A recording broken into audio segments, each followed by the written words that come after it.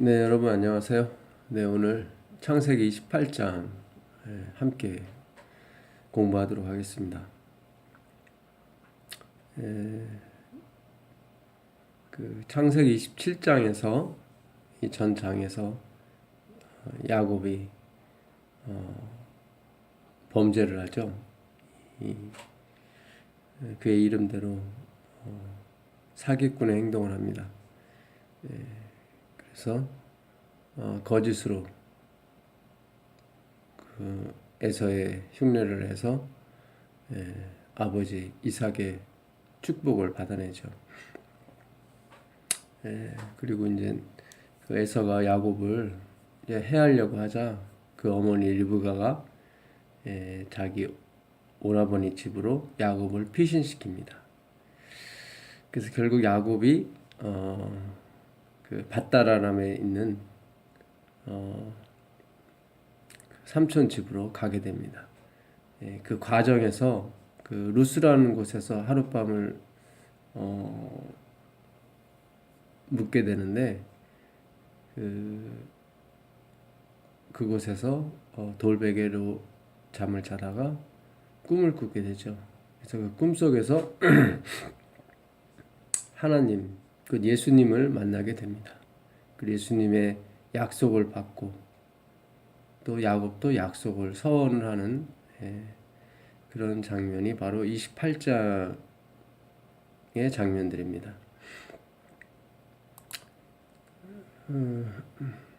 야곱은 의심이 많은 사람이었습니다. 그래서 이렇게 그 하나님께서 나타나셔서 다시 한번 아브라함에게 이삭에게 약속하신 것을 다시 한번 확인을 해주시는데도 불구하고 야곱은 잘 믿질 못하죠. 그래서 결국은 만약에 하나님께서 말씀하신 대로 된다면 내가 11조를 드리겠다고 그렇게 얘기를 하죠. 이건 결국 11조 얘기가 또 나오는데 이거는 물론 뭐 11조를 하라 뭐 그런 뜻도 있겠지만 여기서의 그 나온 야곱이 말한 11조는 야곱이 얼마나 의심이 많은 사람이었는가 그거를 나타냅니다.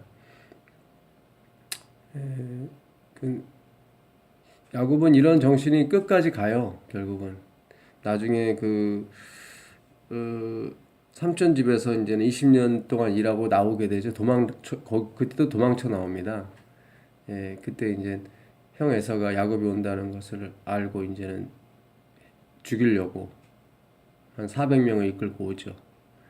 그때도 야곱이 재물을 돈을 이제 보냅니다. 자기 앞서서. 자기는 이제는 약복강을 건너지 않고 기다리죠. 근데도 에서가 그 돈을 받질 않고 죽이려고 와요. 그때 이제 야곱이 결국은 그곳에서 기도를 하게 되죠. 그때 또 하나님이 나타나십니다. 나중에 가뭄이 들었을 때도 마찬가지예요. 이제 자기 아들이 총리인 줄 모르고 이제 애굽 총리에게 돈을 더 많이 갖다 주라. 그러면은 붙잡혔던 그 시므온도 풀어주고 식량도 줄 거라고. 그때 나이가 130세 정도 됐으니까 지금은 70세거든요. 70살 정도 됐을 때고, 그러니까 60년이 지나서 137살에 그가 죽습니다. 애굽 땅에서.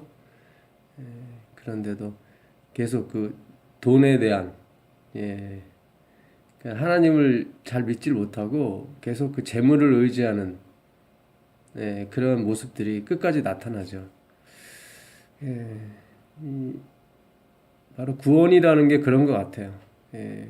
우리의 고집과 우리의 어떤 죄성을 계속 갖고 가지만 예수님은 당신의 보혈로 그것을 거룩하게 하시고 깨끗이 씻어주시죠. 결국 이 구원이라고 하는 것이 야곱으로부터 나온 것도 아니고 아브라함으로부터 나온 것도 아니고 바로 하나님으로부터 나왔다는 거예요. 그 중심에 서신 분이 바로 예수 그리스도라는 거죠. 예수님 안에 성령님도 계시고 아버지도 계십니다. 결국 하나님으로부터 나오는 구원이 결국 우리를 구원케 하고 우리를 영생으로 인도한다는 거죠. 바로 그것이 성경이 말하고자 하는 바입니다. 야곱이 얼마나 의심이 많은 사람이었는가, 얼마나 또 범죄를 한 사람이었는가. 그러나 하나님께서 그를 깨끗게 하시고 거룩하게 하셔서 결국 당신의 뜻을 이루시는 거죠. 10절부터 보겠습니다. 28장 10절. 야곱이 브엘세바에서 떠나 하란으로 향하여 가더니 한 곳에 이르러는 해가 진지라. 거기서 유숙하려고 그곳에 한 돌을 취하여 베개하고 거기 누워 자더니 꿈에 본즉 사닥다리가 땅 위에 섰는데 그 꼭대기가 하늘에 닿았고 또 본즉 하나님의 사자가 그 위에서 오르락 내리락 하고 또 본즉 여호와께서 그 위에 서서 가라사대 나는 여호와니 너의 조부 아브라함의 하나님이요 이삭의 하나님이라. 너 누운 땅을 내가 너와 네 자손에게 주리니 네 자손이 땅의 티끌같이 되어서 동서남북에 평만할지며 땅의 모든 족속이 너와 네 자손을 인하여 복을 얻으리라. 내가 너와 함께 있어 내가 어디로 가든지 너를 지키며 너를 이끌어 이 땅으로 돌아오게 할지라. 내가 내게 허락한 것을 다 이루기까지 너를 떠나지 아니하리라 하신지라. 아브라함에게 약속하신 거였죠. 너를 인하여 모든 족속이 복을 얻을 것이다. 똑같은 약속을 야곱에게 또 하십니다. 모든 족속이 너와 내 자손을 인하여 복을 얻을 것이다. 내가 너와 함께 있어 네가 어디로 가든지 너를 지키며 너를 이끌어 이 땅으로 돌아오게 할지라. 내가 내게 허락한 것을 다 이루기까지 너를 떠나지 아니하리라. 야곱에게 일어난 모든 일, 야곱을 통하여 주님께서 이루시고자 한 그 목적, 그것을 다 이루기까지 하나님이 떠나지 않겠다는 얘기는 야곱에게 일어난 모든 일들은 하나님이 함께 하심으로써 이루어졌던 것을 간접적으로 여기서 성경이 우리에게 말씀하시는 것입니다.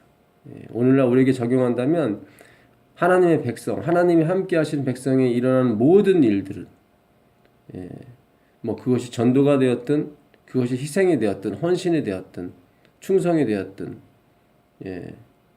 그로 인하여 많은 사람이 복을 얻게 되는 이런 모든 과정에 하나님이 개입하셨다는 얘기죠. 다 이루기까지 그 허락한 것을 다 이루기까지 너를 떠나지 아니하리라. 사도행전을 보게 되면 다윗은 내 마음에 합한 자라. 내가 그를 통하여 내 뜻을 이루리라고 주님께서 말씀하시거든요. 다윗도 똑같은 또 거기에 대한 응답을 하죠. 역대상 29장 14절에 보게 되면 다윗이 하나님께 그 어마어마한 헌금을 성전을 위한 헌금을 드리면서 그런 말을 해요. 내가 무엇이간데 이 사람이 무엇이간데 주께서 나에게 즐거이 주님께 드릴 마음을 주셨습니까? 이 모든 것이 주께로 돌아온 것, 주께로 말미암은 것이고 주님께서 우리에게 주신 것이고 우리가 주님께 돌려드릴 뿐입니다. 그러니까 자기가 하는 헌신도 결국은 하나님이 즐거운 마음을 주셨기 때문에 그것이 가능했다는 거죠. 그것이 바로 신앙입니다. 그것이 바로 성경이 우리에게 말씀하시는 거예요. 결코 한 터럭도 인간에게 영광이 가지 않고 오직 하나님께 영광을 돌리는 거죠. 이 하나님의 참다운 백성의 인생도 결국 그렇게 꼴지어지게 될 것입니다. 우리는 의심이 많은 사람이에요. 우린 범죄한 사람이고. 그러나 예수님께서 우리를 하나님 아버지와 연결시켜 주심으로 우리가 거룩함을 입는 거죠. 여기 보게 되면 사닥다리가 나옵니다. 사닥다리. 돌베개를 하고 잠을 잤는데 12절에 보니까 꿈에 본즉 사닥다리가 땅 위에 섰는데 그 꼭대기가 하늘에 닿았고 또 본즉 하나님의 사자가 그 위에서 오르락 내리락 하더라. 그 위에 이제 여호와께서 나타나시죠. 이 사닥다리는 그 예수님께서 요한복음 1장에 나다나엘을 부를 때 말씀하신 사닥다리입니다. 그 나다나엘이 무화과 나무 아래서 고민하고 있었죠.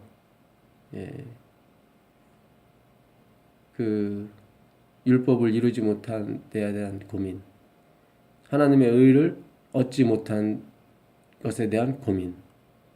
반드시 하나님의 백성은 그런 고민들이 있습니다. 나 자신의 부족함. 하나님은 이렇게 살라고 했는데 그렇게 살지 못하는 우리. 고로 하나님의 의를 이루지 못하는 것에 대한 울부짖음. 그것을 하나님께서 보셨죠. 그래서 나다나엘을 부르십니다.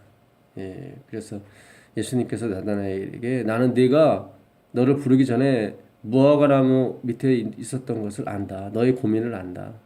그랬더니 나다나엘이 주님은 정말 하나님의 아들이십니다. 내가 그걸 누구한테 말한 적도 없고 나 혼자 생각했던 것인데 어찌 그것을 알 수 있었겠습니까?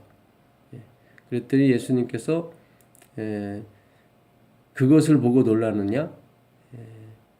너희가 더 큰 일을 볼 것이다. 그것은 사닥다리 위에 하나님의 사자들이 오르락내리락 하는 것을 볼 것이다. 그 사닥다리는 바로 당신 자신 예수 그리스도를 말하죠. 십자가에서 이루신 주님의 의입니다. 그것으로 인해서 우리가 하나님 아버지와 연결된 거죠. 하나님 아버지가 대체 누구시길래 그분과 연결된 게 이렇게 우리에게 큰 축복이 되는 것인가? 우린 무섭죠. 하나님 아버지가 사실은 벌 받을 것 같고 심판받을 것 같고. 근데 예수님께서 하나님과 연결시켜 준 것이 우리에게 가장 큰 축복이라고 말씀하신 걸 보면 하나님 아버지의 품성이 엄청 좋으신 것 같아요. 정말로 좋으신 것 같아요. 예수님께서 나는 심판하러 온 것이 아니다. 나는 영생을 주러 왔다. 그 죄인들에게요. 당신을 못 박을 죄인들에게. 그들을 용서하시죠. 그게 바로 하나님 아버지의 마음이거든요. 당신의 아들을 죽이면서까지 정말 용서받지 못할 사람들을 구원하시는 것.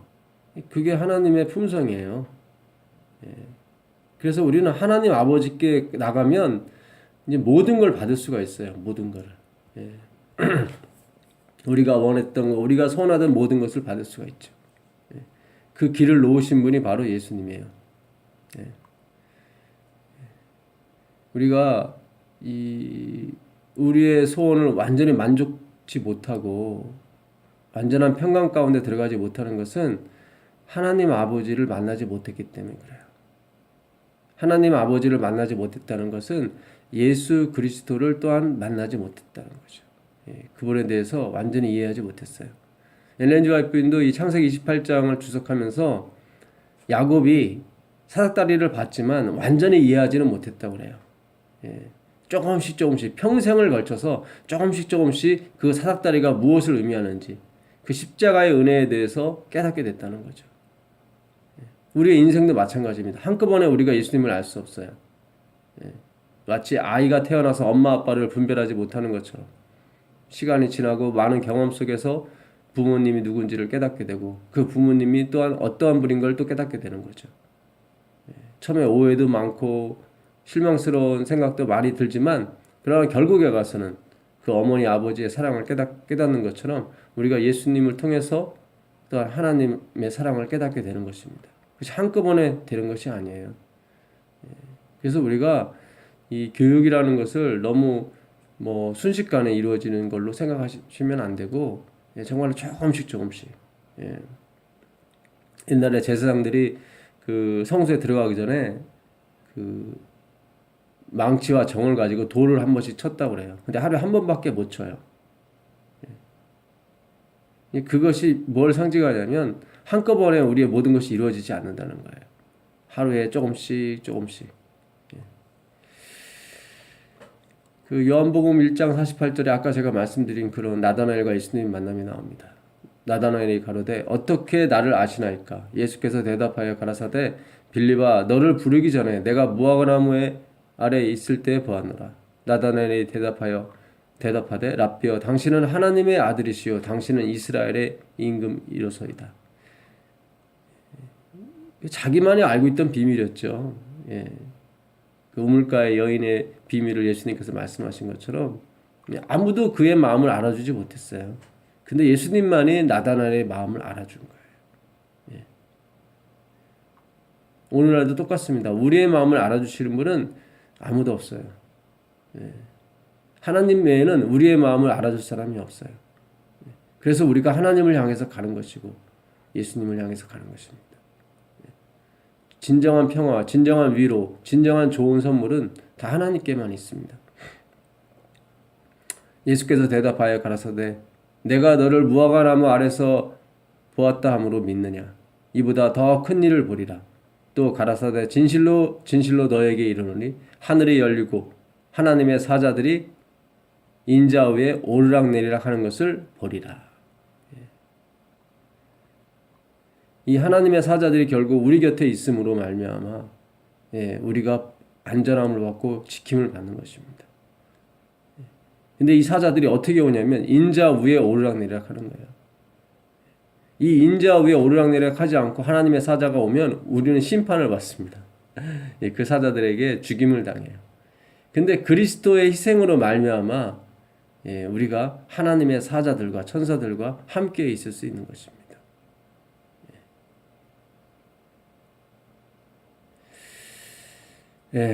아까 말씀드린 거 정말 하나님 아버지가 그럼 대체 왜 예수님께서 그것을 하나님 아버지와 우리를 이어주려고 그 고생을 하시고 죽기까지 복종하셨는가? 너무 좋다는 거죠. 예수님은 하나님 아버지가 너무 좋다는 거예요.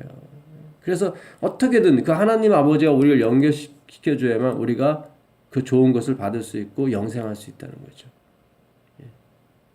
그래서 그렇게 싫다고 하는 우리들에게 그것을 거의 반강제적으로 안겨주신 거예요. 사실은 십자가는. 우리는 그분이 싫어서 십자가에 못 박았잖아요. 근데 하나님은 그것을 역용하셔서 하나님과 연결시켜주는 그런 매개문이 되신 거죠. 그 야고보서 1장에 가보시면 1장 16절인가요?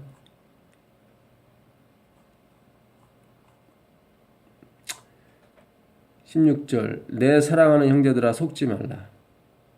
각양 좋은 은사와 온전한 선물이 다 위로부터 빛들의 아버지께로서 내려오나니 그는 변함도 없으시고 회전하는 그림자도 없으시니라. 그는 변함이 없어요. 한번 사랑은 영원한 사랑이에요. 회전하는 그림자도 없어요. 뒤에 딴 생각을 가지시고 우리에게 행동하시거나 그러지 않아요.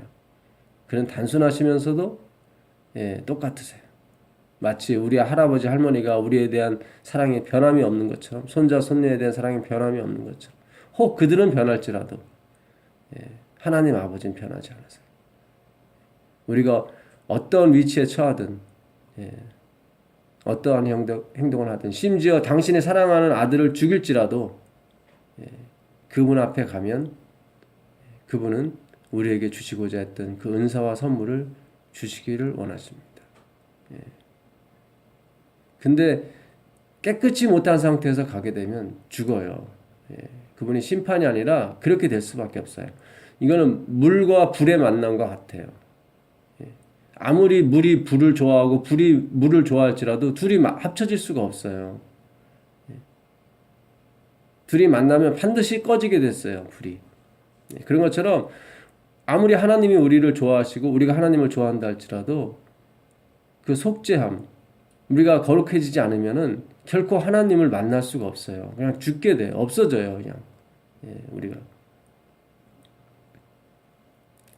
우리는 정말 각양 좋은 은사와 온전한 선물을 받고 싶죠. 건강하고 싶고요. 행복하고 싶고요. 좀 부유하게 남한테 꾸이면서 살고 싶지 않고 꾸어주고 살고 싶죠. 근데 그런 삶을 영원히 살고 싶단 말이죠.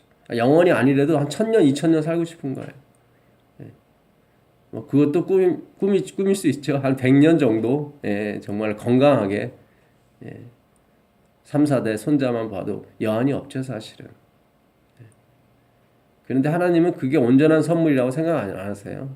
우리 아버지는 영원히 살아야 된다. 영원히 너가 100년 200년 갖고는 그것이 하나님의 선물이라고 생각 안 하세요. 하나님께서. 그래서 그분께서는 거룩한 의지가 계세요. 거룩한 고집이 계세요. 아무리 욥이 막 발버둥 치고 난리를 쳐도 하나님은 끄떡 안 하세요. 결국 그에게 이 온전한 선물 영생이라는 걸 주고 마시죠. 이게 하나님의 의지예요. 기품이나 높음이나 권세자들이나 천사들지라도 하나님이 우리를 향한 사랑을 끊을 수가 없어요. 하나님의 우리를 향한 사랑을 끊을 수가 없어요. 이게 바로 그분의 의지예요. 이 뭡니까? 야곱에게 지금 약속하신 것도 마찬가지예요. 이는 범죄자였고 도망자였고 의심이 많은 사람이었어요. 그러나 하나님께서 약속하시잖아요. 아브라함 네 조부한테 한 약속 내가 지키고야 말 것이다.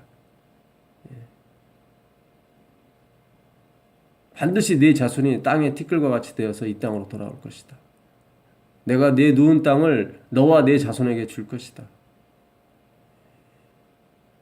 이 약속은 창조 때부터 있었던 약속이에요. 이 자손이라는 이 히브리어 제라, 제라, 이 씨 자손으로 번역되는 단어인데 이게 창세기 1장 13절 이하에 보게 되면 하나님께서 그 3일 날, 세 번째 되는 날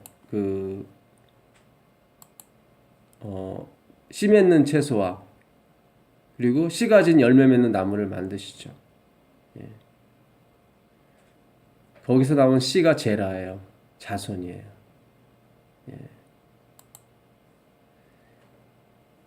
그래서 그것만이 너의 식물이 될 것이라고 또 말씀하세요. 다른 것은 먹지 말아라. 그것만이 너의 식물이 될 것이다.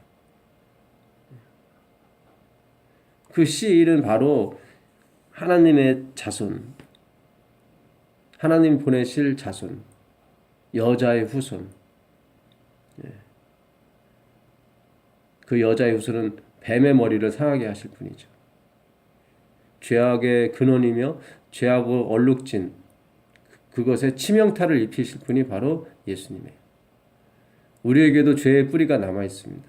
죄성이 남아 있고 다니엘도 있었고 요셉도 있었고 야곱은 너무 많이 있었죠.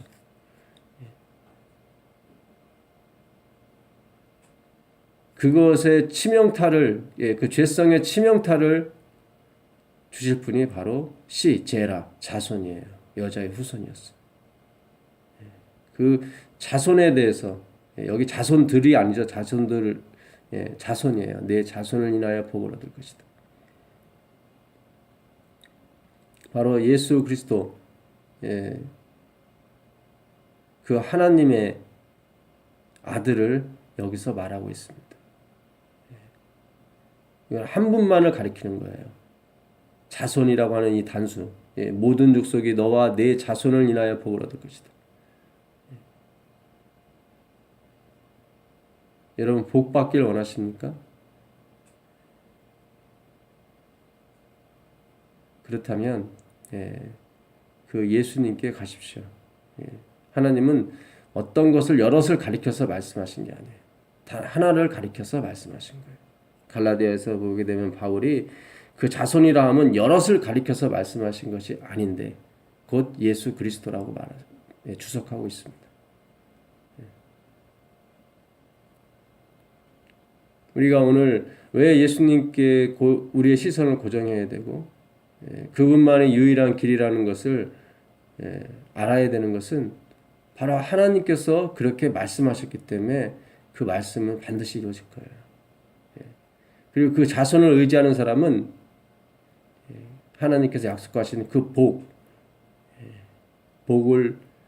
복이 실현되기까지 우리를 떠나지 않으십니다.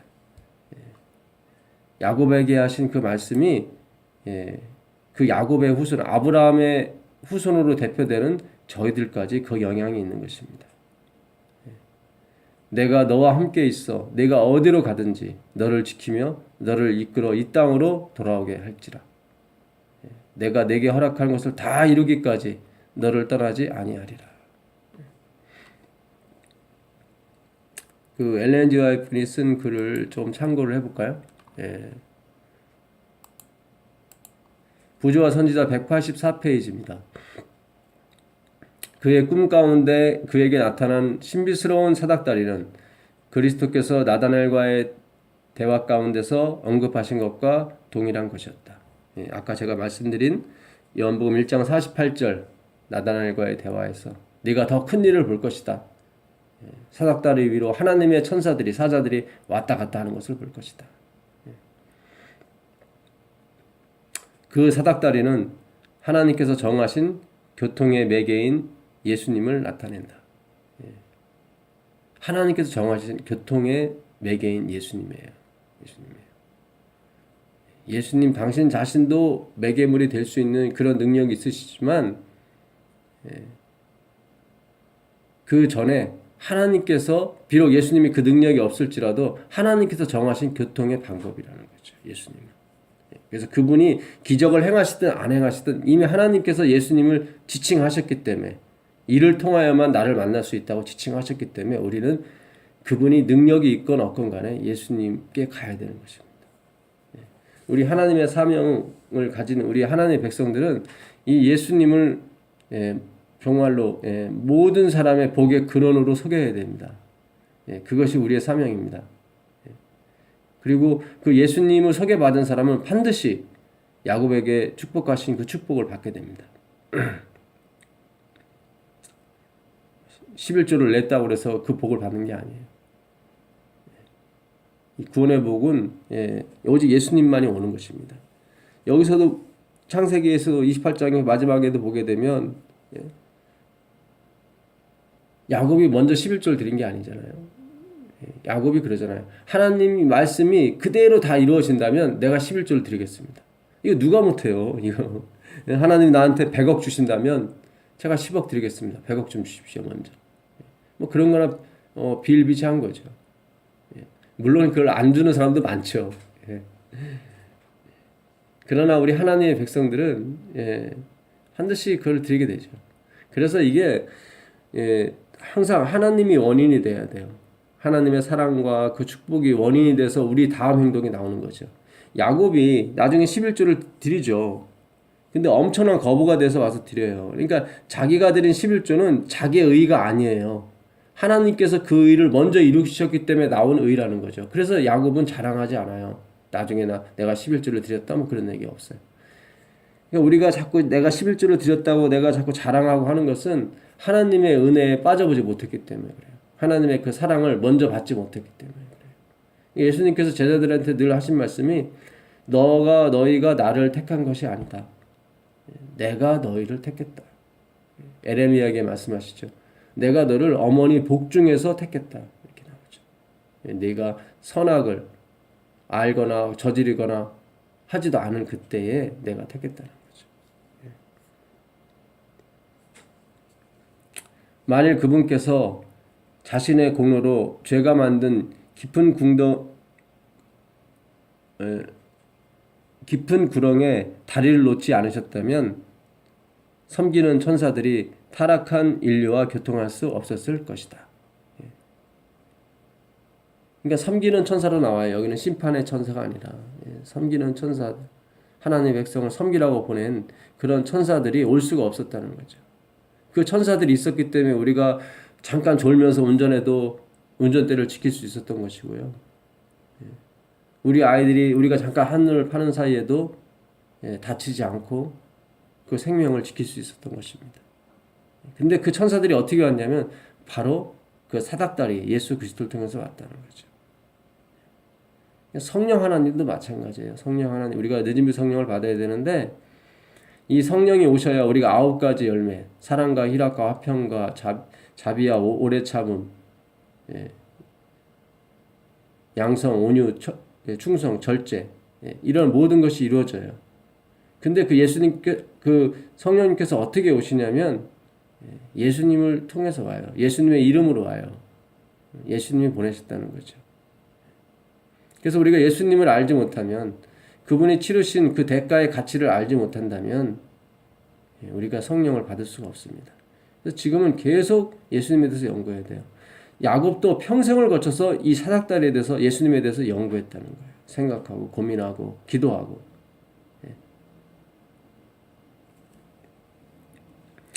그리스도께서는 연약하고 절망적인 인생을 무한하신 능력의 근원과 연결시키신다.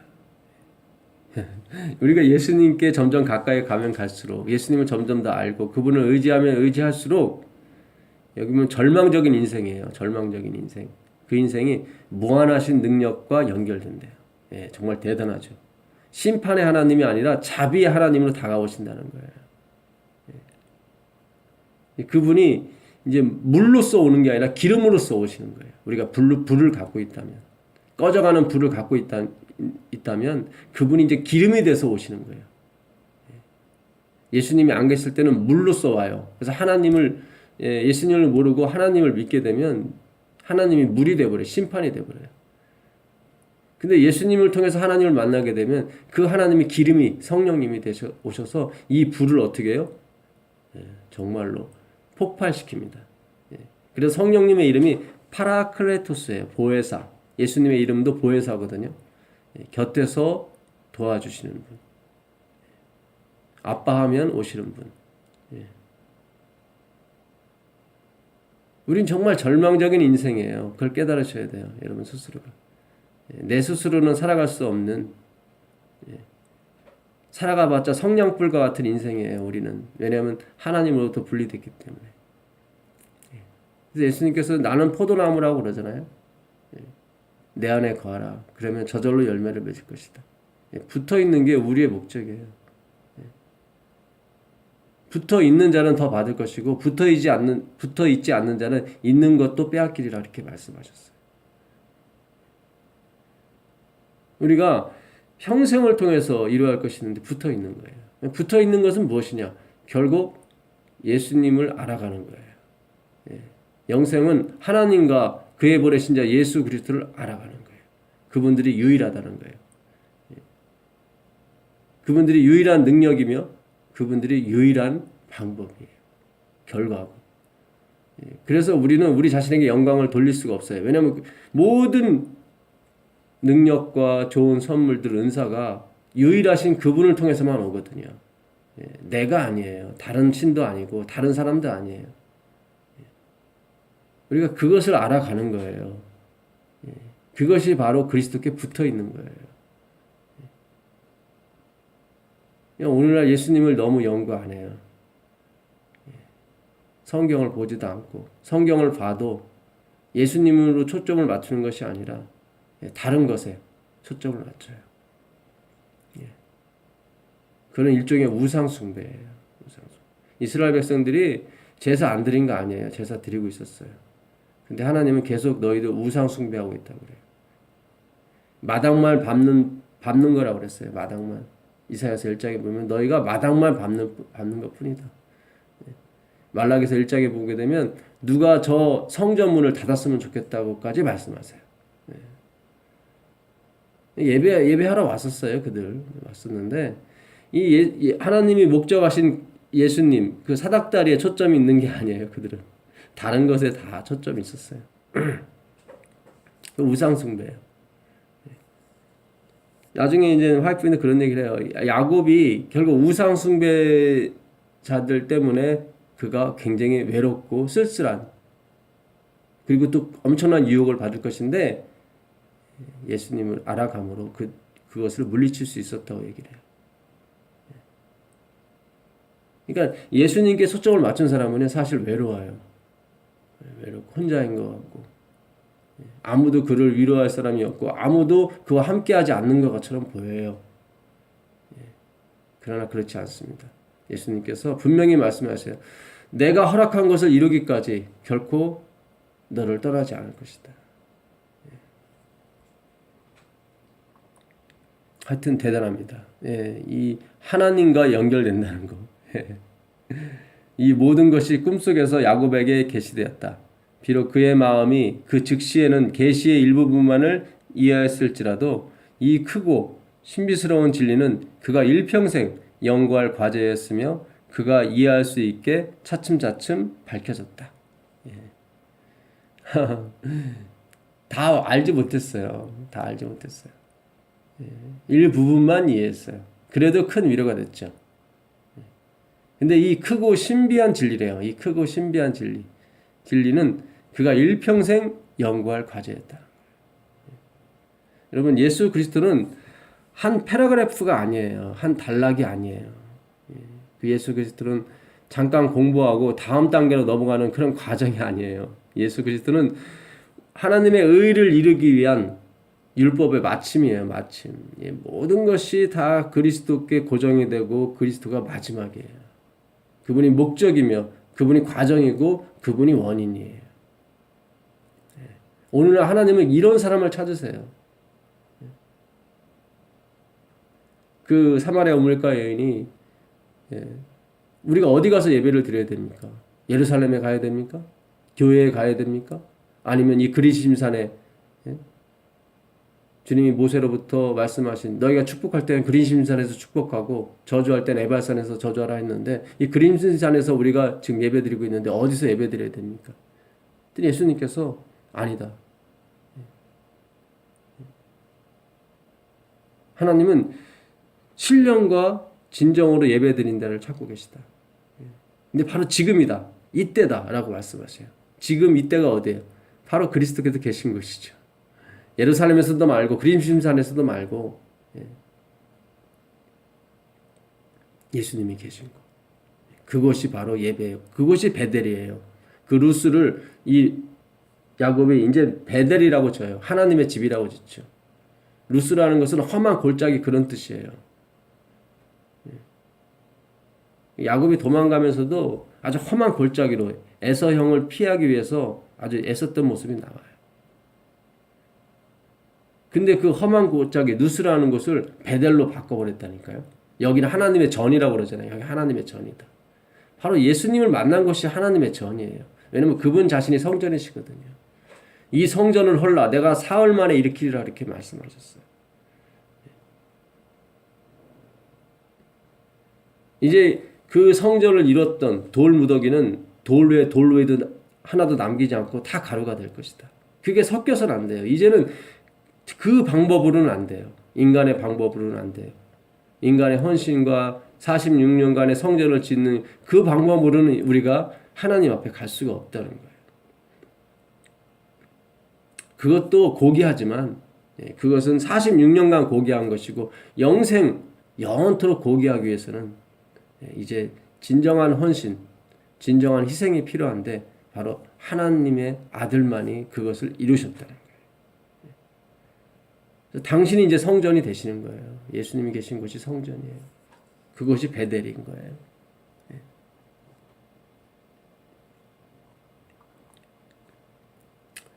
증언보감 2권 211페이지, 212페이지. 우리 구주는 야곱이 본 사닥다리이며, 그렇죠? 예수 그리스도는 야곱이 본 사닥다리이며, 그 밑바닥은 땅에 닿아 있고, 맨 위는 가장 높은 하늘에 닿아 있다. 예수님을 만나면 땅에 닿았다는 얘기는 하나님이 그토록 낮아졌다는 얘기예요. 이 땅에서 조금 떨어져 있으면 조금 떨어져 있어도 우리가 만나질 못해요. 우리 키가 너무 작거든요. 근데 땅에 닿았다는 거예요. 이거는 하나님의 너무 배려죠, 배려. 이렇게 차를 탈 때 도어맨이 문을 열어주잖아요. 그런 거와 똑같아요. 예수님이 땅에 닿으셨다는 거예요. 땅에 닿지 못하면 어린아이들은 어떻게 그 사닥다리에 올라가요? 못 올라가잖아요. 땅에 닿다는 얘기는 누구든지 어떤 상황을 불문하고 하나님께 올 수 있다는 거예요. 바로 예수님이 그토록 낮아지신 거예요. 땅에 닿을 정도로. 맨 위는 가장 높은 하늘에 닿아 있어요. 하늘에 닿아 있어요. 이것은 정해진 구원의 방법을 알려준다. 정해졌어요. 이 구원의 방법이 정해졌어요. 예수 그리스도 외에는 구원이 없어요. 만일 우리 중 어떤 사람이 최종적으로 구원을 얻는다면 당신은 정말 이제 최종적으로 구원을 받았습니다. 이제 의로운 자는 그대로 의롭고 불의인 자는 그대로 불의할 것입니다. 영원토록. 하는 최종적인 구원을 얻는다면 그것은 마치 사닥다리의 발판을 단단히 밟는 것처럼 예수님을 굳게 붙들므로써 이루어질 것이다. 여러분, 저도 그렇고 여러분도 그렇고 이게 소원이죠. 최종적인 구원. 의로운 자는 그대로 의로하더라. 그 말을 받고 싶은 거예요, 사실은요. 우리 모두는. 이제 더 이상 유혹에 넘어가지 않고 시험에 빠지지 않고. 야곱도 그런 마음이었을 거예요. 더 이상 도망자 신세가 되지 않고. 그가 애굽에서 7년간의 행복한 삶을 살죠. 사실 130대 갔다가 7년이라는 건 완전 숫자거든요. 그가 죽기 직전까지 가난과 그 가뭄에 시달렸던 거죠. 돈이 있음에도 불구하고 식량이 없으니까 뭐 괴로운 거죠. 그리고 이제 마지막 여생 7년을 그가 행복하게 보냅니다. 예수님을 굳게 붙잡는 것만이 그 일을 이루는 것입니다. 진리를 가지고 있기 때문에 굳게 서 있다고 생각하면서도 예수님께서 가르치신 그대로의 진리를 가지고 있지 않는 자들에게 무서운 타락이 나타날 것이다. 중요한 말씀이에요. 진리를 가지고 있기 때문에 굳게 서 있다고 생각하는 사람들이 있어요. 근데 그 사람들이 가지고 있는 진리가 아니에요. 이게 지금 오늘 우리에게 말씀하시는 거예요. 진리를 가지고 있다고 생각하면서도 예수님께서 가르치신 그대로의 진리를 가지고 있지 않은. 예수님께서 가르치신 그대로의 진리가 뭐예요? 내가 사닥다리라는 거예요. 사닥다리라는. 내가 땅에 닿았다는 거예요. 예수님이 땅에 닿았다고 말씀하시는 것은 뭐예요? 우리가 그 사닥다리까지 조금 더 이어야 될 필요가 없다는 거예요. 그냥 가면 돼요. 예수님께 가면 돼요. 근데 우리는 자꾸 착각해요. 사닥다리가 땅에서 좀 떨어졌기 때문에 그 땅에 떨어진 만큼 우리가 우리의 의, 우리의 노력, 우리의 헌신을 이용해서 그 땅에 떨어진 만큼 우리가 이어야 사닥다리를 만날 수 있다고 생각해요. 아니에요. 그거 아니에요. 사마리아 우물가 여인에게 예수님이 찾아가셨어요. 그 여인이 그 예수님을 기다린 것도 아니었어요. 몰랐어요. 예수님이 그러잖아요. 물을 달라 한 이가 누군지 알았다면 네가 구했을 것이다. 그리고 내가 주었을 것이다. 지금 예수님이 그 여인에게 주려고 간 거예요. 근데 여인이 못 알아봐요. 그 요한복음 3장에서는 니고데모가라는 그 바리새인이 오죠. 아주 학자이면서 부자이면서. 그 사람은 예수님 알아봐요. 나는 당신이 누군지를 압니다. 당신은 하늘에서 오신 자입니다. 그런데도 예수님은 그에게 구원을 주지 않아요. 너 거듭나야 된다. 그러니까 그 사람이 그래요. 아니 내가 어머니 뱃속으로 들어가도 그게 안 될 것인데 너 어떻게 해서 거듭납니까? 그러니까 불가능하다는 거죠. 예수님이 너 구원받기 불가능하다. 근데 이 여인은 예수님 몰라봐요. 근데 예수님은 주려고 하시는 거예요. 물을 달라 한 이가 누군 줄 알았다면 네가 구했을 것이고 내가 너한테 그 영생을 주었을 것이다. 예수님께서 가르치신 그대로의 진리를 가지고 있어야 되는 거예요. 이게 변경이 되면 안 돼요. 땅에 닿았다는 거예요. 사닥다리가 땅에 닿았다는 거예요. 그리고 끝에도 하늘에서 조금 떨어진 게 아니에요. 하늘에 닿았다는 거예요. 가장 높은 곳에 닿았다는 거예요. 그러니까 이 얘기는 나 하나로 예수님의 희생 그것으로 충분하다는 거예요. 예수님께서. 그것을 인정하고 오는 사람만이 예수님을 만날 수 있는 거예요. 그 우물가의 여인이 물동이를 버려두고 갔잖아요. 나중에 그 여인이 내가 물동이를 버렸기 때문에 예수님이 나를 사랑하셨어. 아니에요. 그거 아니에요.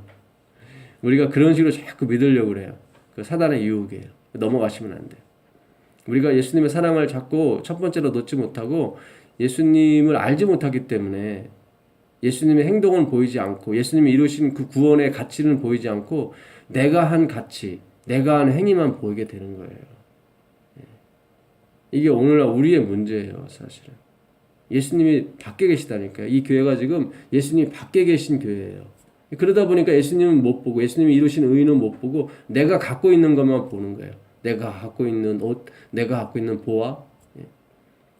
예수님이 그러시죠. 너는 지금 옷이 없다. 벌거벗었다. 그거 진짜 옷 아니다. 내가 정말 진짜 옷 보여주면 넌 깜짝 놀랄 것이다. 나한테 와라. 내가 진짜 옷을 너한테 입혀줄 것이다. 네가 갖고 있는 보물 그거 다 썩어질 것이다. 내가 진짜 보물을 너한테 줄 것이다. 내가 너한테 그걸 볼 수 있는 안약도 줄 것이다. 그 마태복음 22장에 보게 되면 혼인잔치의 비유가 나옵니다. 그래서 임금이 초대를 하는데 안 와요. 그래서 결국은 선한 자나 악한 자나 가리지 않고 장애인이든 누구든 아무나 데리고 오라 그래요. 그냥 데리고 왔는데 그 중에 한 사람이 그 혼인 예복을 입지 않습니다. 그 사람은 자기 나름대로 꾸민 것을 입고 온 거죠. 정말 자기가 가지고 있는 좋은 옷을 입고 왔을 거예요.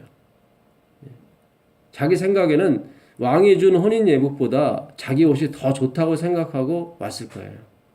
근데 막상 혼인잔치에 들어가 보니까 자기가 입고 온 옷과 왕이 준 혼인 예복과는 하늘과 땅 차이인 거예요. 깜짝 놀라요. 유구무원이에요, 유구. 입 있어도 말을 못하죠. 그러니까 왕이 그러죠. 너 왜 혼인 예복을 입지 않았냐? 너 지금 꼴을 봐라. 이게 옷이냐? 어찌 이런 옷을 입고 이 혼인잔치에 올 수가 있느냐? 내어 쫓김을 당하죠.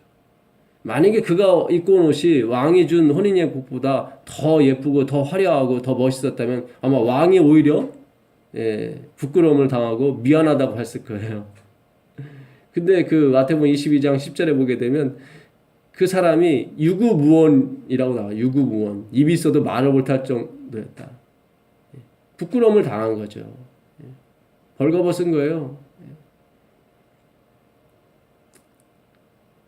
오늘 우리의 신앙이 그런 거예요. 그런 거예요.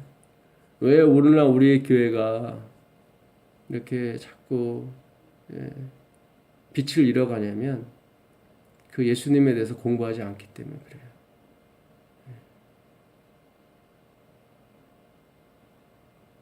오직 예수님이라는 것에 대해서 명분만 있지 그 실질적인 내용이 없기 때문에 그래요.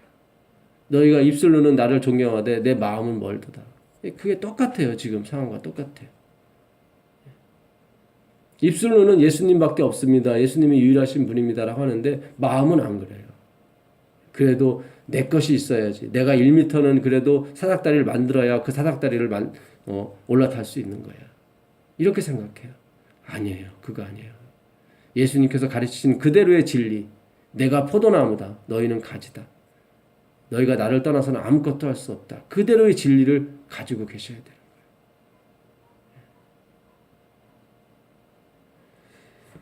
가지가 열매를 맺을 수 있는 것은 나무로부터 수액을 받았기 때문에 열매를 맺는 거예요. 그 열매를 자랑할 수가 없어요. 가지는. 충분한 그 수액을 공급하지 못하면 열매가 떨어지게 되죠. 환난이 오거나 시험이 오게 돼요. 그러나 오직 예수님에 의해서만 수액을 받은 사람은 태풍이 와도 그 열매가 떨어지지 않아요. 충분한 영향을 받았기 때문에. 이 과일나무의 열매가 그래요. 가지와 열매를 이어주는 것이 나무로부터 충분한 공급을 받으면 강해져요. 아주. 근데 충분한 공급을 받지 못하면 약해져서 비바람이 치면 쉽게 떨어지죠. 지금 네팔에서 지진이 났고 다음에도 또 가까운 나라에서 지진이 날 겁니다. 너무 많은 사람들이 어려움을 당할 수도 있어요.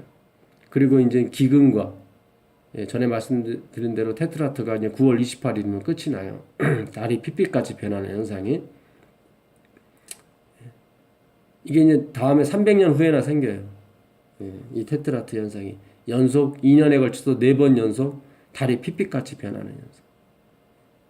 이 재난이 시작이 될 것입니다. 가장 큰 재난이 뭐냐면 배고픔의 고통이에요. 근데 엘렌 G 화이트는 이 환란을 충분히 이겨낼 수 있는 방법이 하나 있는데 그것은 바로 예수 그리스도를 개인의 구주로 영접한 사람입니다. 예. 그 사람들은 이 시련과 환난을 능히 이겨낼 것이다. 이렇게 말해요. 왜요? 예수님께서 약속하셨기 때문에 내가 너에게 허락한 그 복을 이루기까지 내가 너를 떠나지 않을 것이다. 그게 바로 하나님의 백성에게 주는 약속입니다. 지금 우리가 돈을 쌓아놓고 양식을 쌓아놓고 지금 거기에 관심을 기울일 때가 아니에요. 산속에 집을 지어놓고 그거 아니에요. 예수님을 전하는 사람을 우리가 키워야 되고요. 예수님을 전하는데 우리의 모든 것을 정열을 쏟아야 됩니다.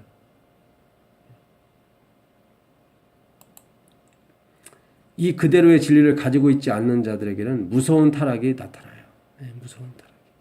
순간적인 부주의가 사람을 돌이킬 수 없는 파멸 속으로 빠뜨릴 수도 있다. 순간적인 부주의.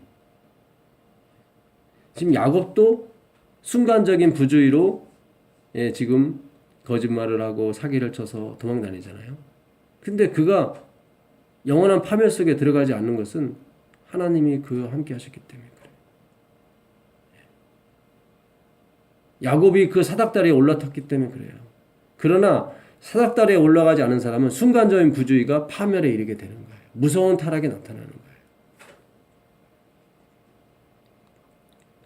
부자 선지자 184페이지. 그분께서는 자비로서 이 회개하는 도망자에게 장래를 열어 보이시고 그가 자신에 관한 하나님의 목적을 깨달아서 우상 숭배자들과 간악한 자들 가운데 홀로 있게 될 때 그에게 분명히 닥쳐올 유혹들을 저항할 준비를 하게 하셨다. 오직 예수님만 믿는 사람들은 홀로 있게 됩니다. 마치 홀로 있게 되는 것처럼 느껴지죠, 사실은. 그래서 유혹에 상당히 민감해지게 되죠. 그러나 하나님께서 함께 하심으로 그 유혹들을 저항할 준비를 하게 하시죠.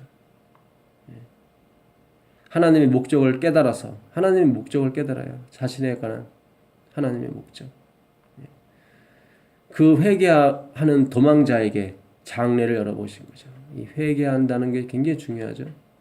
그러니까 루스에서 이 베델에서 이 돌베개를 베고 자면서 야곱은 눈물을 흘렸습니다. 자기의 잘못을 회개하기 시작했죠. 그때 나이가 70살이에요. 70살.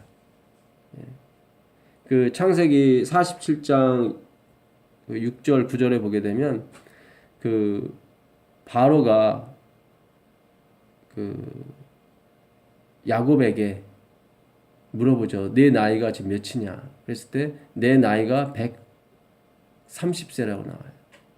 예. 그러면서 아주 험한 꼴을 많이 당했다고 그래요. 험난한 인생이라고 그래요. 예. 그때 그 요셉의 나이가 40이었습니다. 40. 그가 30살에 그 총리가 되고 7년 동안 풍년이 나고 아버지가 올 때가 그러니까 그 흉년이 끝나기 5년 전이에요. 그러니까 3년 차예요. 흉년 3년 차에 아버지가 와요. 그러니까 40살이죠. 예.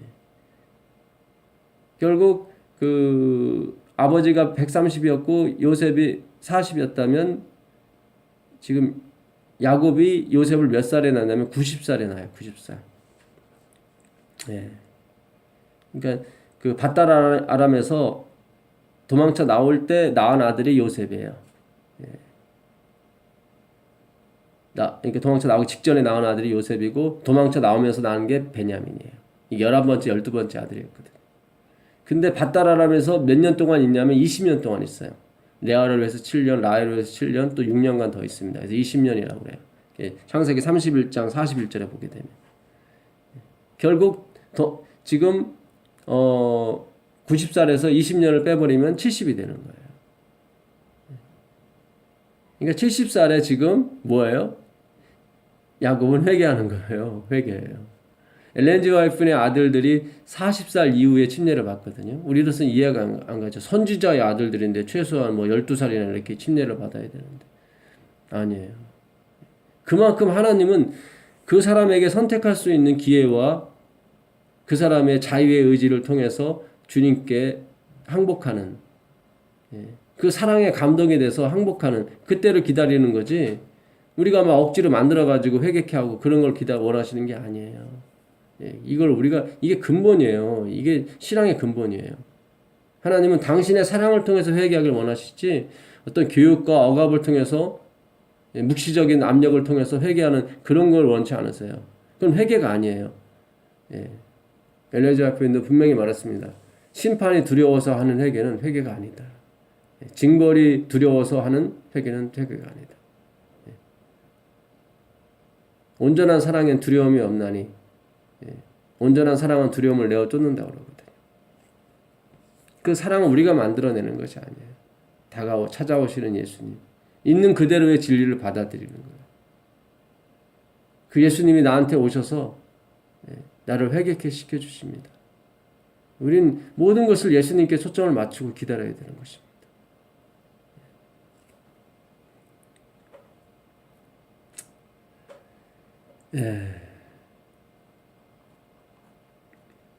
부자 선지자 183페이지. 그러나 하나님께서는 야곱을 버리시지 않으셨다. 그분의 긍휼은 여전히 과오를 범하고 의심이 많은 당신의 종에게 미치고 있었다. 여전히 뭐예요? 과오를 범하고 의심이 많은 당신의 종에게 미치고 있었어요. 그분의 사랑이. 그것을 긍휼이라고 그래요. 긍휼. 이거보다 한 단계 높은 게 체휼이죠. 히브리서. 체휼은 뭐예요?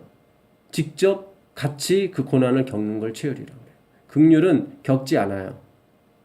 그걸 긍휼이라고 그래요. 그러니까 여기서 말하는 긍휼은 사실 체휼이에요. 예수님은 체휼을 하신 거예요. 우리에게. 체휼은 뭐냐면 당신의 집을 포기하고 당신은 거지가 되고 거지를 당신의 집에서 당신의 옷을 입힌 거. 그걸 체휼이라고 그래요. 긍휼은 뭐냐면 나는 변하지 않아요. 내가 나의 좋은 옷, 내 집은 그대로 유지하고 그를 불쌍히 여겨서 그를 뭐 재워준다든가 숙소를 마련해 주는 거. 그걸 긍휼이라고 그래요. 그러니까 체휼과 긍휼은 엄청난 차이가 있어요, 사실은. 그분은 우리의 모든 것을 체휼하지 아니하시는 분이 아니요. 우리 한결같이 우리와 시험은 받았을 때 죄는 없으셨어요. 정말 대단한 분이에요. 그래서 그 엘렌 G 와이프의 다른 글에 보게 되면 우리의 본성과 그분의 본성을 바꾸셨대요. 그게 체휼이에요. 우리의 본성은 뭐예요? 늘 죄에 기우는, 늘 과오를 범하고 의심이 많은 그것이 우리의 본성이죠. 예수님의 본성은 뭐예요? 상대방이 어떠하든지 간에 상관없이 그가 회개했다고 해서 뭘 주고 회개 안 하면 안 주고 그게 아니에요. 용서하시는 그 품성을 우리에게 주시는 거죠. 정말 대단해요. 우리가 아직 그 품성을 받지 못했다고 하는 것은 아직 주님을 모른다는 거예요. 예수님 모른다는 거예요. 예수님 아는 방법은 한 가지 방법이 없다고 그래요. 한 가지 방법밖에 없습니다. 화이트부인도 그런 얘기를 항상 하셨어요. 성경으로 돌아가라. 성경으로 가라. 엘렌 G 와이프인 글이 성경이 아니에요. 이건 작은 빛에 불과해요. 너무 여기에 몰두하시면 안 됩니다. 참고 자료로. 참고 자료란 한쪽 귀로 듣고 한쪽 귀로 흘려버려도 상관없다는 거예요. 목적을 이룰 때까지. 그 목적이 뭐예요? 내가 성경으로 돌아갈 때까지는 이것이 필요하지만 성경으로 돌아가면 이건 참고 자료에 불과하다는 거죠.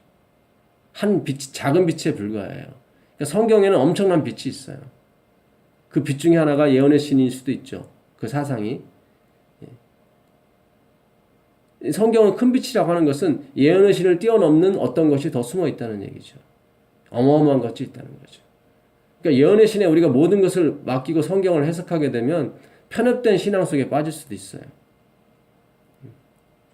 그러니까 예언의 신을 참고로 해서 성경을 연구하되 예언의 신보다 더 뛰어난 더 나은 빛이 성경에 있다는 거예요. 그래서 화이트부인도 계속 성경으로 돌아가라는 거예요. 성경으로 돌아가라.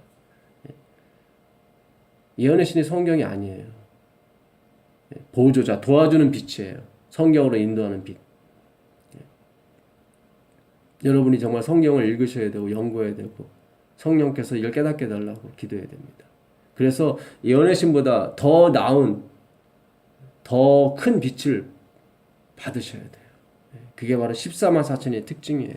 그래서 이 방송을 듣고 성경을 연구하시는 분은 반드시 나누시게 되길 바랍니다. 분명히 하나님의 백성들을 받아요. 성경을 연구하게 돼 있어요. 성경으로 돌아가게 돼 있어요. 아직도 세상에는 성경에 관심이 많은 그런 사람이 많이 남아있다고 발표는 그래요. 혹 이 성경 연구를 통해서 여러분이 은혜를 받고 감동을 받았다면 나누셔야 돼요. 또 전달하셔야 돼요. 10번 전달했는데 퇴짜를 맞았다면 다시 또 10번을 또 전달하셔야 돼요. 그 중에 한 명이 성경과 만날 수 있습니다. 예수님과 만날 수 있어요.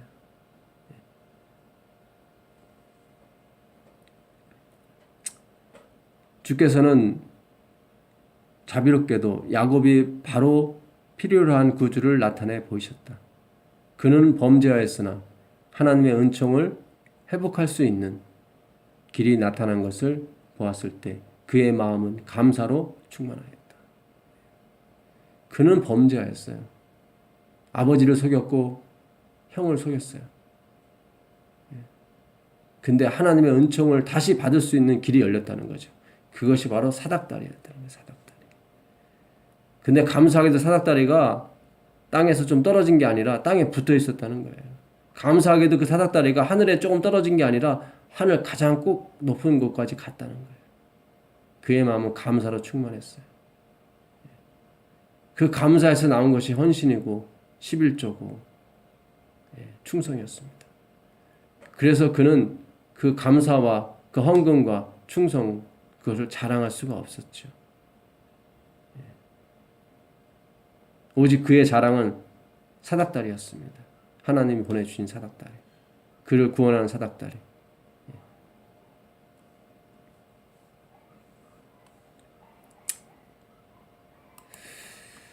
로마서를 가볼까요? 로마서 10장을 가보겠습니다. 로마서 10장을 가보시면 이 사닥다리 되시는 예수님에 대해서 나오죠.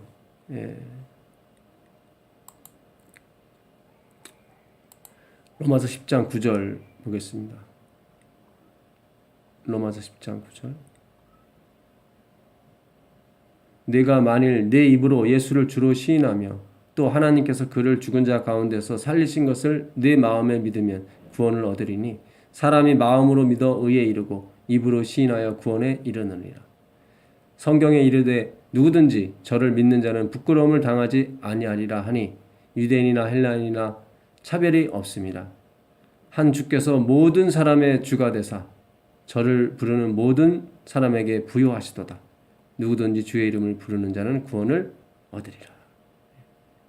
누구든지 야곱이 되었건 에서가 되었건 누구든지 주의 이름을 부르는 자는 구원을 얻는다고 나왔어요. 에서는 아버지가 야곱에게 축복하는 걸 봤습니다.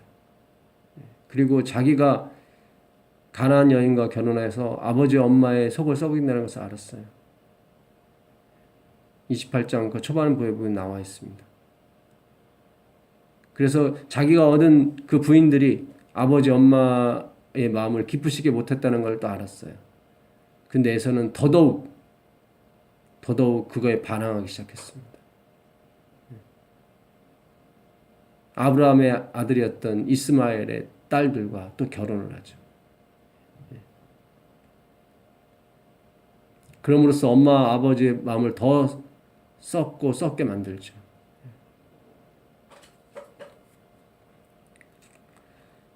여기 쉬운 길이 있습니다. 누구든지 주의 이름을 부르는 자는 구원을 얻습니다. 이렇게 좋으신 분이 있는데 더더욱 예수님께 가까이 안 가고 예수님에 대해서 알려고 하지 않는 그런 사상들이 퍼지고 있어요. 그는 부요하세요. 모든 사람에게 부요하세요. 저를 부르는 모든 사람에게 부요하시다는 거죠. 모든 사람의 주가 되세요. 주인이 되세요. 이 부요하시다는 말은 어떤 사람이 와도 그냥 가지 않는다는 거예요. 어떤 사람이 와도 이 어떤 사람에게는 선하거나 악하거나 뭐 다리를 저거나 움직이지 못하는 할지라도 그 환경과 상태에 상관없이 그냥 돌아가지 않는다는 거예요. 부여하시다는 거예요.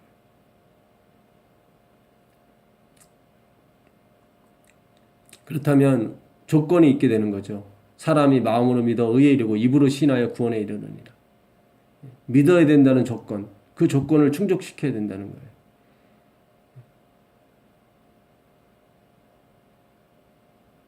믿지 않으면 안 되는 거예요.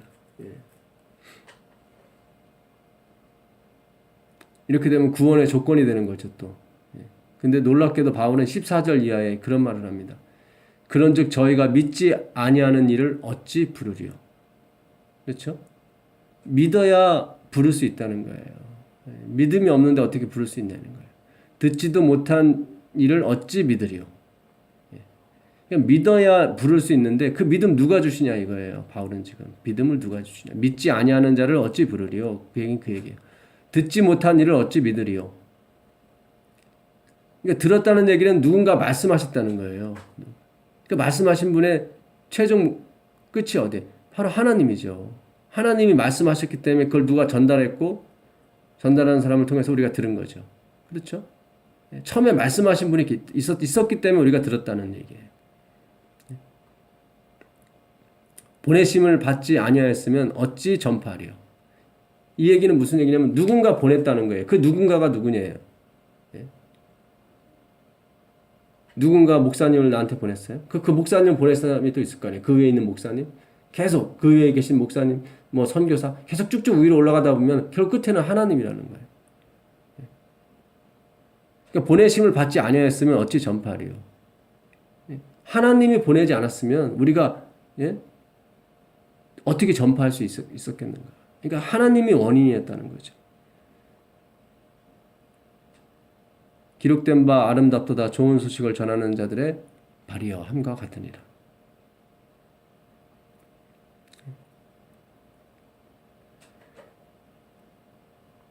이게요.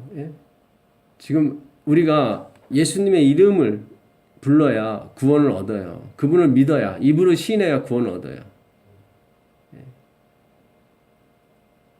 그런데 그렇게 되면은 내가 예수님을 믿고 예수님을 시인한 게 원인이 된단 말이죠. 근데 바울은 그것에 또 원인을 두게 되면 하나님의 십자가가 가려지고 하나님이 원인이 되는 것이 가려진다는 거예요. 그래서 14절부터 이런 얘기를 하는 거예요. 그런즉 믿지 아니하는 자를 어찌 부르리요? 이 믿음 누가 주셨냐 이거예요. 하나님이 주셨다. 듣지도 못한 일을 어찌 믿으리요? 그럼 누가 처음에 말했냐 이거예요. 하나님이 말씀하신 거예요. 태초에 말씀이 계시니라. 이 말씀과 하나님이 함께 계셨으니 이 말씀은 하나님이라. 예수님을 말하죠.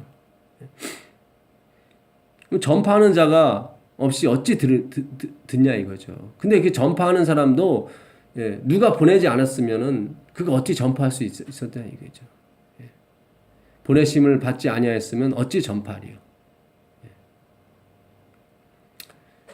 그러나 저희가 다 복음을 순종치 아니하였도다. 이사야가 가로되 주여 우리의 전하는 바를 누가 믿었나이까 하였으니 그러므로 믿음은 들음에서 나며 들음은 그리스도의 말씀으로 말미암았느니라. 이사야가 가로되 주여 우리의 전하는 바를 누가 믿겠습니까? 누가 믿는 사람이 있습니까? 그랬더니 믿음은 들음에서 나며 들음은 그리스도의 말씀이다. 그리스도의 말씀이 가는 한 반드시 듣는 사람이 있을 것이고 반드시 믿는 사람이 있을 것이다. 그 얘기예요.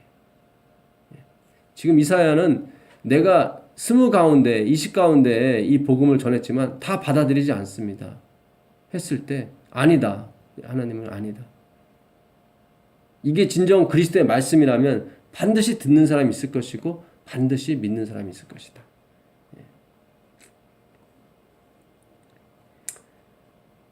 그러니까 바울이 지금 말하고 싶은 것은 야곱이 어떤 행동을 했기 때문에 그가 11조를 드렸기 때문에 축복하신 것이 아니라 하나님이 야곱을 축복하셨기 때문에 야곱이 그렇게 됐다는 거예요.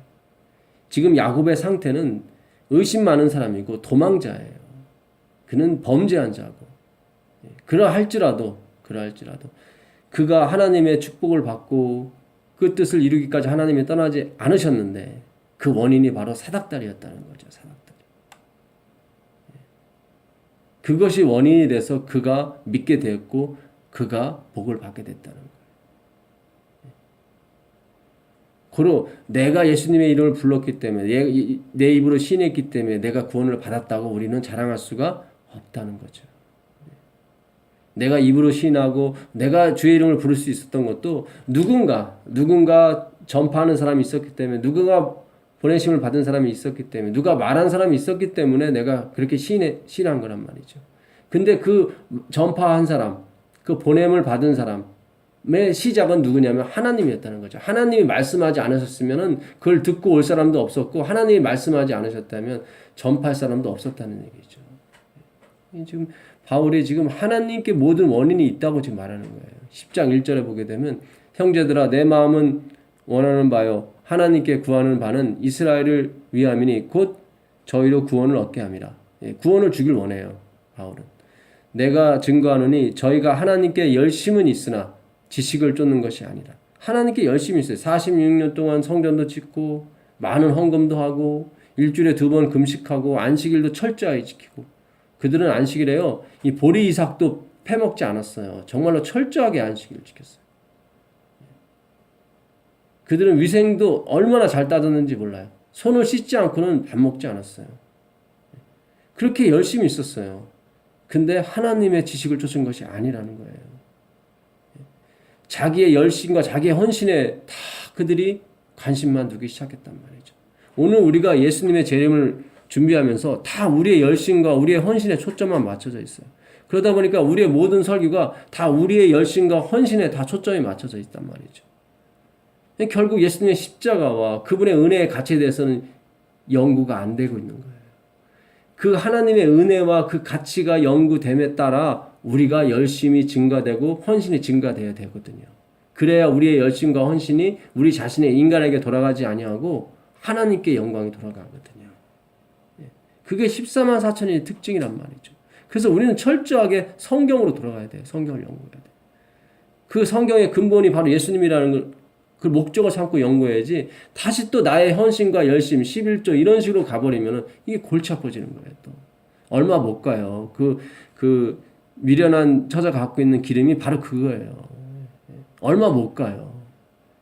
인간의 헌신과 충성과 열심으로 포커스를 맞추고 성경을 보게 되면 처음엔 조금 불붙는 것 같지만 얼마 못 가요. 왜냐하면 하나님부터 나온 것이 아니기 때문에. 하나님의 의를 모르고 자기 의를 세우려고 힘써 하나님의 의를 복종치 아니하였느니라. 그리스도는 모든 믿는 자에게 의를 이루기 위하여 율법의 마침이 되시니라. 하나님의 의를 모르고 자기 의를 세우려고 힘써 하나님의 의를 복종하지 않아요. 하나님의 의를 몰라요. 자기의 의만 알아요. 자기의 열심, 헌신. 여기에 다 관심이 있어요. 그게 재미있죠, 사실은. 자기 소유가 되니까 얼마나 재밌어요. 그 한 달란트 받은 사람이 그러잖아요. 어차피 내가 벌어봤자 다 주인 거 되는데 내가 뭐 아무 소득도 없이 누가 이거를 또 위험스럽게 장사해서 잃어버리면 어떻게 합니까? 당신 거나 가져가라고. 하나님의 의를 모르는 거예요. 자기 의만, 자기 것만 생각하고 있는 거예요. 근데 자기가 갖고 있으면 얼마 못 가요. 그 미련한 처녀처럼 기름이 떨어지게 된다니까요. 자기의 의는 얼마 못 간다니까요.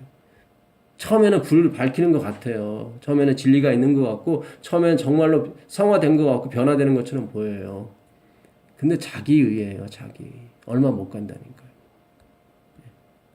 하나님의 의는 뭐예요? 하나님의 의는 그리스도는 모든 믿는 자에게 의를 이루기 위하여 율법의 마침이 되셨느니라.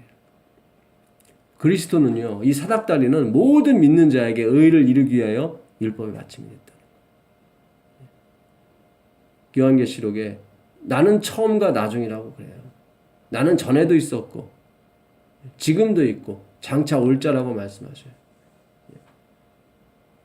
바울은 이 로마서 11장 33절 이하에 보게 되면 이런 말씀을 합니다. 누가 하나님보다 앞서서 드렸으며 누가 하나님보다 앞서서 충성했느냐. 그런 사람이 없다는 거예요. 깊도다 하나님의 지혜와 지식에 부유하며 그의 판단은 측량치 못할 것이며 그의 길은 찾지 못할 것이로다. 누가 주의 마음을 알았느냐? 누가 그의 모사가 되었느냐? 누가 주께 먼저 드려서 갚으심을 받겠느냐? 누가 하나님께 하나님보다 앞서가서 먼저 드려서 갚으심을 받은 사람이 누가 있냐 이거예요.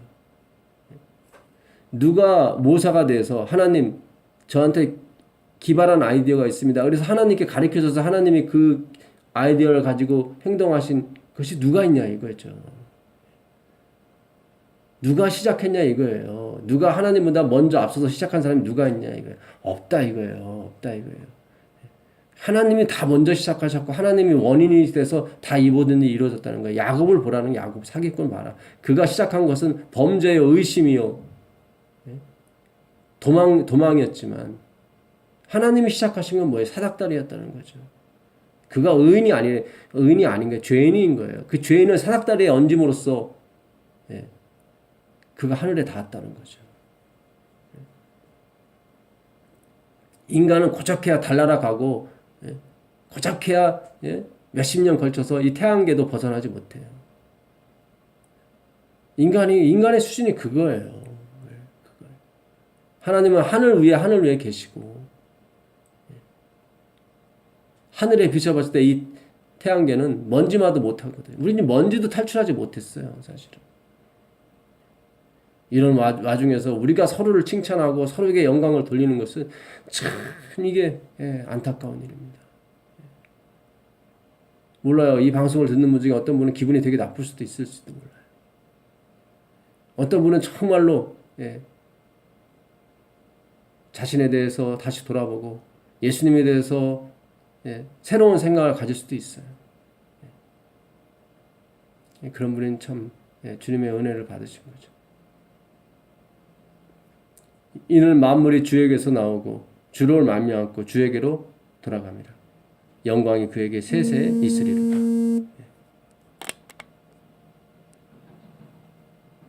만물이 모든 것이 하나도 빠지지 않고 예수님께서 나왔고 또 예수님을 통해서 이루어질 것이고 또 예수님에게로 돌아갈 것이다. 영광이 그에게 세세 있으리로다. 이게 바로 14만 4천의 특징이에요.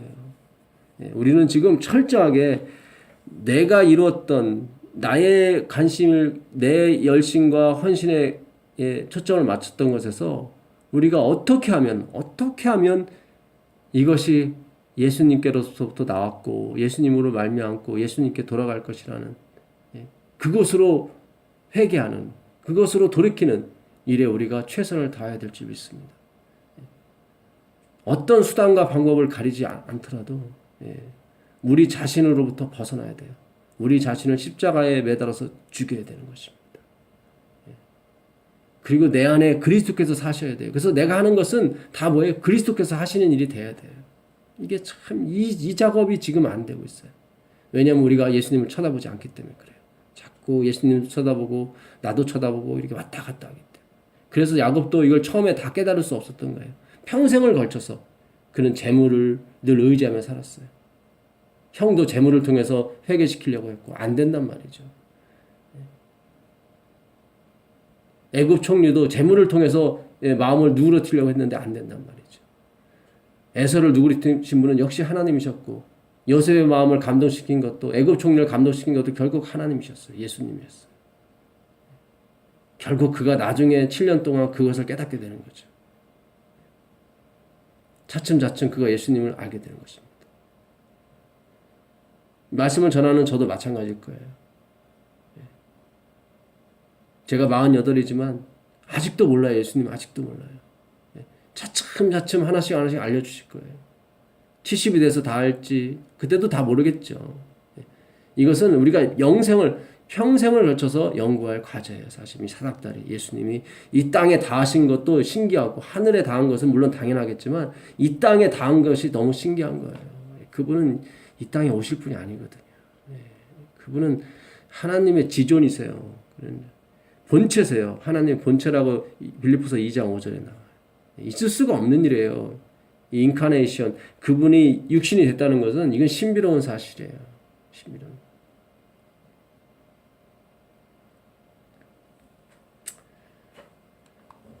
우리가 정말 야곱은 자기의 생각과 자기의 뜻으로 하나님의 의를 이루려고 했지만 결국 도망자 신세밖에 되지 못했습니다. 그러나 그가 회개하여 하나님의 의에 손을 뻗쳤을 때 그는 구원에 이르는, 평생을 통해서 하나님의 은혜를 하나하나 깨닫게 되는 놀라운 경지에 이르게 되죠. 근데 그것이 원인이 바로 하나님이셨다는 거예요. 아브라함을 부르신 하나님. 왜 아브라함을 얘기하셨겠어요? 이것은 너 때문에 이루어진 일이 아니라는 거예요. 아브라함에게 주신 약속. 바로 그 하나님께서 말씀하신 그 약속이 원인이 돼서 이렇게 왔다. 아브라함도 아니고 이삭도 아니고 야곱도 아니에요. 하나님께서 말씀하셨어요.